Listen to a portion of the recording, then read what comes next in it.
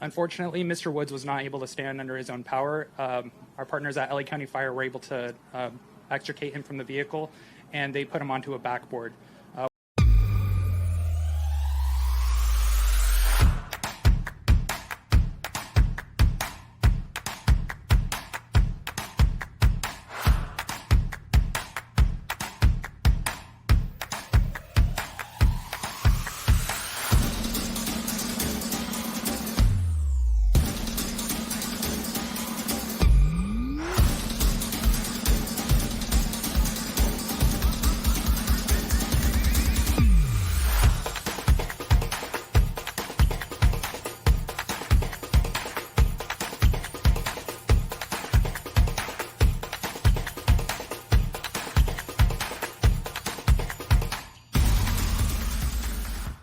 When I arrived on the scene, Mr. Woods was seated in the driver's seat. I made contact with him, and I ensured that he was able to speak to me. At that time, he seemed that as though he was still calm and lucid.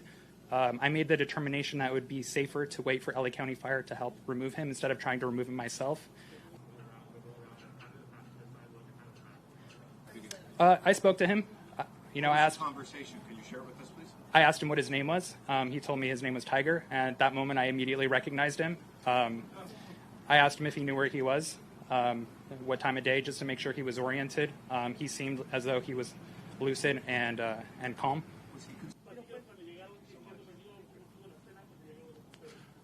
As mentioned by the sheriff, that specific stretch of roadway is one of our trouble spots. Our locals in Rancho Palos Verdes and Rolling Hills Estates know that it's a hot spot for traffic collisions as well as speed. In my experience as a deputy who is traffic trained and works a traffic car, I have seen many collisions. The nature of his vehicle, the fact that he was wearing a seatbelt, I would say that it greatly increased the likelihood that it saved his life. Well, at the time it crossed the center divider to the point that it rested was several hundred feet away. So obviously that indicates they were going at a greater speed than normal. However, because it is downhill, it slopes, and it curves, that area has a high frequency of accidents. This is not uncommon. Received at the station.